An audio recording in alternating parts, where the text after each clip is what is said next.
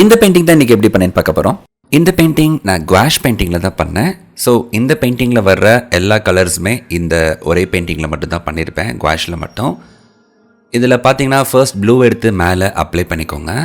இந்த ப்ளூ கொஞ்சம் லைட்டாக இருக்கனால கொஞ்சம் டார்க் கலர் எடுத்து மறுபடியும் நான் அப்ளை பண்ணிக்கிட்டேன். ஏன்னா இந்த குவாஷ் பெயிண்டிங்கில் பார்த்தீங்கன்னா ப்ளூ வெரைட்டியே ஒரு 4 இருந்துச்சு. So dark blue, light blue இந்த மாதிரி இருந்தது. ஸோ ப்ளூ எடுத்து நல்லா பிளெண்ட் பண்ணிக்கோங்க, நல்லா மிக்ஸ் பண்ணிக்கோங்க. அடுத்து ஒயிட் எடுத்துக்கோங்க. கீழே வந்துட்டு அந்த பிளெண்டிங் நல்லா வரல அப்படின்னா ஒயிட் எடுத்துகிட்டு நீங்கள் என்ன பண்ணுறீங்கன்னா கீழே இருந்து மேலே அப்படியே பண்ணிங்கன்னா உங்களுக்கு ஓரளவு பிளெண்ட் ஆகிடும். அதுக்கப்புறம் இன்னும் கொஞ்சம் அந்த லைட் ப்ளூ எடுத்து கீழே கொடுத்துக்கோங்க. அப்புறம் பர்பிள் கலர் எடுத்துக்கோங்க, சரிங்களா? ஸோ ஹில் வரைகிறதுக்கு நான் எடுத்திருக்க கலர் பர்பிள். ஏன்னா பர்பிள் எடுத்திருக்கீங்க அப்படின்னு நீங்கள் கேட்கலாம். ஆனால் இதில் ஒரு பெயிண்டிங் பண்ண நல்லா இருக்குமே அப்படின்னு தோணுச்சு. ஸோ அதனால தான் பர்பிள் எடுத்திருக்கேன். ஆனால் இதுவுமே அவுட்புட் சூப்பராக வந்திருந்தது. ஸோ அதுக்கு தகுந்த மாதிரி நீங்கள் இந்த ப்ரஷ்லாம் எடுத்து லைட்டாக நீங்கள் அப்ளை பண்ணிக்கோங்க. ஆனால் இதில் ரொம்ப வாட்டர் மிக்ஸ் பண்ண வேண்டாம். ஹில் வரைகிறதுக்கு கொஞ்சம் ராவாக இருக்கணும். அடுத்து பிளாக் கலர் எடுத்துக்கோங்க. இந்த பிளாக்கோட ஷேடோ ரொம்ப ரொம்ப ரொம்ப முக்கியம். ஏன்னா அப்போ தான் ஒரு 3D லுக்கில், அதாவது ரியாலிட்டியாக ஒரிஜினலாக இருக்க மாதிரி, ஒரு 3 டைமென்ஷனில் இருக்க மாதிரியே நம்மளுக்கு தெரியும். ஸோ பிளாக் சைடு இருக்குது, அந்த பிளாக் அப்ளை பண்ணியிருக்கல இடம்லாம் பார்த்திங்கன்னா சன்னோட ஷேடோ இருக்க மாதிரியும், அது ஆப்போசிட் சைட்லாம் பார்த்திங்கன்னா சன் லைட் படுற மாதிரியும் அப்படி இருக்கும், சரிங்களா?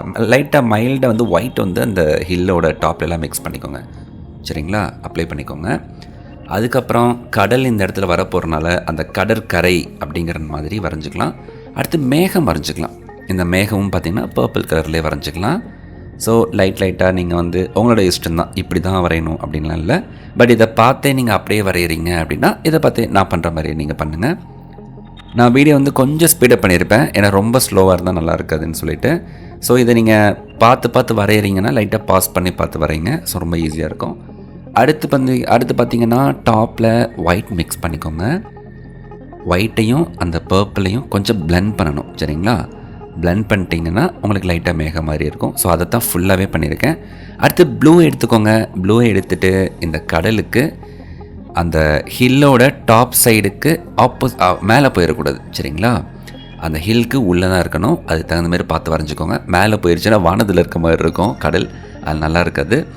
ஸோ நான் பண்ணுற மாதிரி ப்ரஷ்ஷில் இந்த மாதிரி ஸ்ட்ரோக்ஸ் கொடுங்க. நான் பண்ணுற ப்ரஷ்ஷில் பார்த்திங்கன்னா எனக்கு இந்த ப்ரஷ் ரொம்ப பிடிக்கும். ஸோ உங்களுக்கு ஆல்ரெடி நான் வீடியோஸ்லலாம் காமிச்சிருக்கேன். இந்த ப்ரஷ்ஷில் பண்ணுங்கள்.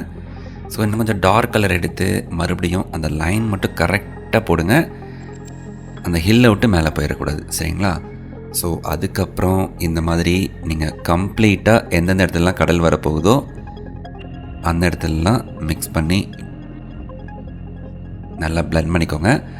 ஸோ எப்போவுமே கடலுக்கு பக்கத்தில் இருக்க இடத்த பார்த்திங்கன்னா ஒரு ஆக்வா க்ரீன் கலரில் இருக்க மாதிரி இருக்கும். இப்போ நான் பார்த்திங்கன்னா பேலட்டில் மிக்ஸ் பண்ணுவேன். இந்த கலர் எப்பயுமே கடலுக்கு யூஸ் பண்ணுங்கள். ரொம்ப ரொம்ப ரொம்ப சூப்பராக இருக்கும். இந்த ஆக்வா க்ரீன் தான் ஒரு இந்த அந்தமான் தீவுகள், கோவாலெலாம் இருக்க மாதிரி காமிப்பாங்கல்ல, ஃபாரின் கண்ட்ரீஸில் நிறைய மாதிரி. ஸோ அந்த மாதிரி இருக்கும், சரிங்களா? இந்த க்ரீன் லைட்டாக மிக்ஸ் பண்ணிக்கோங்க. ஆழம் கம்மியாக இருக்க கடல் பகுதிகளை இந்த மாதிரி கலரில் காமிப்பாங்க, சரிங்களா? தூரமாக இருக்க பதில் அந்த மாதிரி டார்க் ப்ளூவில் காமிப்பாங்க. ஸோ நான் எடுத்திருக்க ஷீட் பார்த்திங்கன்னா ஸ்கெட்ச் புக் தான் எடுத்திருந்தேன். ஸோ ஸ்கெட்ச் புக்கில் வாட்டர் கலர் மாதிரி இந்த வாட்டர் மிக்ஸ் பண்ணும்போது அதோட பேப்பர்லாம் உரிஞ்சிச்சு. ஸோ அதனால தான் கையில் தட்டி விட்டேன். ஸோ நீங்கள் எடுக்கும்போது கொஞ்சம் ஒரு 200-300 GSM உள்ள ஒரு ஷீட்டோ இல்லை அக்ரலிக் ஷீட்டோ இல்லை வாட்டர் கலர் ஷீட்டோ எடுத்து பண்ணுங்கள், உங்களுக்கு இந்த ப்ராப்ளம் வராது. ஸோ அதுக்கப்புறம் ப்ளூ கலரில் ஒரு லைன் மாதிரி சின்னதாக அலைப்பகுதியெல்லாம் வரைகிறதுக்காக நீங்களாவே ஜஸ்ட் போட்டுட்டு அதுக்கு மேலே ஒயிட் போட்டுக்குங்க. அதுக்கப்புறம் இந்த இடத்துல கரைக்கு பார்த்திங்கன்னா டார்க் கலரில் ப்ரௌன், டார்க்குன்னு கூட சொல்ல முடியாது, கொஞ்சம் மைல்டாக தெரிகிற மாதிரி, சரிங்களா? அந்த கரையில் என்ன கலரில் இருக்கும் அந்த கலரில் ப்ரௌன் எடுத்துகிட்டு இப்படி பிளெண்ட் பண்ணிக்கோங்க. கரையோட கரையை அப்படி பிளெண்ட் பண்ணிக்கோங்க. ஏன் இந்த இடத்துல ப்ரௌன் வரைகிறேன் அப்படின்னு உங்களுக்கு நான் அப்புறம் சொல்கிறேன். அதோட அலைகள் வரும்போது உங்களுக்கு அதோட இம்பார்ட்டன்ஸ் புரியும். ஸோ அலைகள் வர்ற ஏரியாவுக்கு கீழெல்லாம் பார்த்திங்கன்னா லைட்டாக கொஞ்சம் டார்க் கலர் போட்டுக்கணும் அப்படிங்கிறதுக்காக பிளாக் கலர் நான் மிக்ஸ் பண்ணியிருக்கேன். பட் நீங்கள் பிளாக் தான் மிக்ஸ் பண்ணணும் அவசியம் இல்லை. டார்க் கலரில் நீங்கள் ப்ளூ கூட மிக்ஸ் பண்ணிக்கலாம், ப்ளூ கூட அப்ளை பண்ணிக்கலாம், சரிங்களா? ஸோ அதனால நான் லைன் மாதிரி ஏன் போடாமல் அந்தந்த விட்டு வரைகிறேன்னா அலைகள் ஒரே மாதிரி லைனாக இருக்காது, அதனால தான்.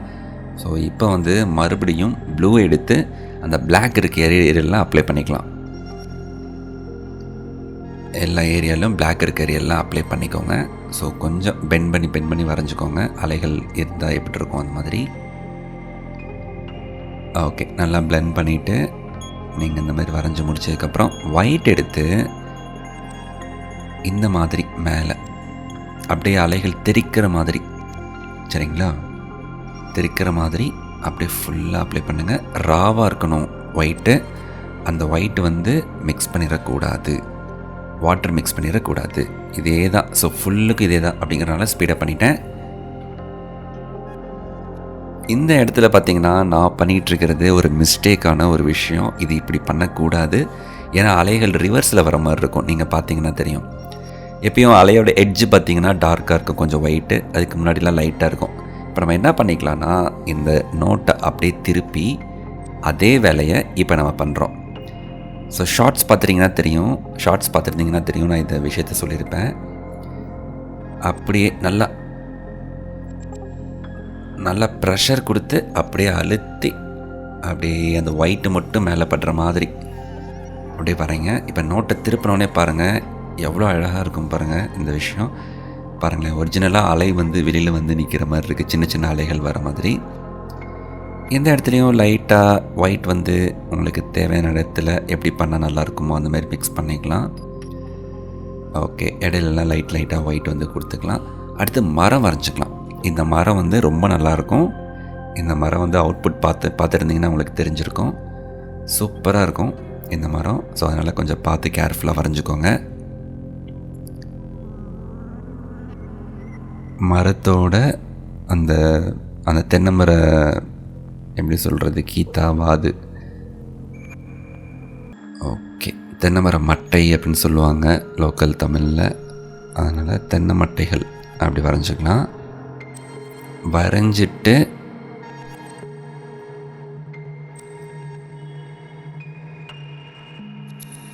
இந்த மாதிரி ப்ரஷில் நல்லா ஷார்ப்பான ஒரு ரவுண்ட் ப்ரஷில் ஒரு நம்பர் வந்து 2, 3, 1 நம்பர் ப்ரஷ் இந்த மாதிரிலாம் எடுத்துக்கலாம். எடுத்துகிட்டு ஷார்ப்பான ப்ரஷில் இந்த மாதிரி ஸ்ட்ரோக் கொடுத்தீங்கன்னா அப்படியே ஒவ்வொரு கீத்து, அந்த தென்னங்கீத்துன்னு சொல்லுவாங்கள்ல, ஒவ்வொன்றுமே ஷார்ப்பாக சூப்பராக வரும் உங்களுக்கு. சரிங்களா? ப்ரஷ் வந்து ரொம்ப இம்பார்ட்டண்ட் ரோல் ப்ளே பண்ணும். அதனால் ப்ரஷ் வந்து நல்ல ப்ரஷ் கொஞ்சம் வாங்கி வச்சுக்கோங்க. ஓகே, இந்த மாதிரி. ஏன்னா அந்த ரவுண்ட் ப்ரஷ் வந்துட்டு லோக்கலாக நம்ம வாங்கினோம் அப்படின்னா இது வந்து இப்படி இழுக்கும் போது நல்லா வளையும், பெண்டாகிடும்.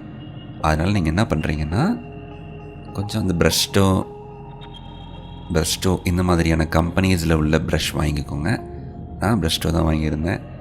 சேலம் போயிருந்தப்ப ஒரு ஸ்டேஷ்னரி ஸ்டோரில் பார்த்திங்கன்னா இது வாங்கினேன். ஓகே, இந்த மாதிரி மைல்டாக நீங்கள் கொடுத்துக்கலாம். So full and full dark க்ரீன்லேயே கொடுங்க. லாஸ்ட்டாக வந்து நம்ம கலர் மிக்ஸ் பண்ணிக்கலாம். இந்த இடத்துல பார்த்திங்கன்னா ரொம்ப லைட்டாக கலர் வந்து லைட் க்ரீன் மாதிரி நம்ம கொடுத்துக்கலாம். இந்த மேலே இருக்க டாப்பில் இருக்க அந்த தென்னங்கீத்து மட்டும். ஏன்னா எப்போவுமே டாப்பில் பார்த்திங்கன்னா உங்களுக்கு கொஞ்சம் லைட் கலரில் தான் இருக்கும் அந்த தென்னங்கீத்து, எந்த ஒரு மரங்களாக இருந்தாலுமே. ஸோ இதுதான் அடுத்த மரத்துக்குமே ப்ராசஸ். ஸோ அந்த மரத்தை நான் கொஞ்சம் ஸ்பீடப் பண்ணி தான் காமிச்சிருப்பேன். இதே மாதிரி அடுத்த மரத்தையும் பண்ணிக்கோங்க.